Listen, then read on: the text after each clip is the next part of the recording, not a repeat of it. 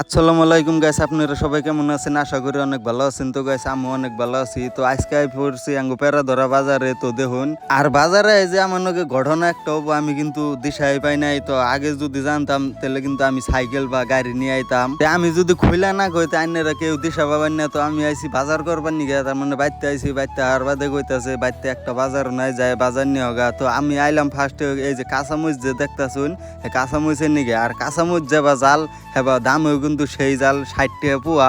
আর কাঁচামরিচ নেওয়ার বাদে কাকু আমার ডাকতেছে যে কাকুর বুগলা আইছে। কাকু কিন্তু আমার জোর জবস্তি আলু দিয়া দিতেছে, উলের গুড়ির সমান সমান আলু।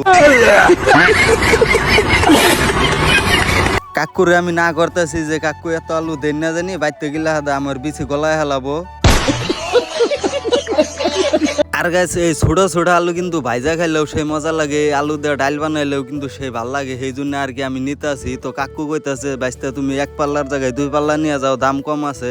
আমি কইলাম যে কাকু না, আমার 2 পাল্লা দেন না জানি, আমি সাইকেলও নিয়ে আই নাই, বেগ নিয়ে আই নাই, সেই হিসাবে আমার 1 পাল্লাই দেন। কাকু কইতাছে না 1 পাল্লা দিমু না, তুমি 2 পাল্লা নিয়ে যাও।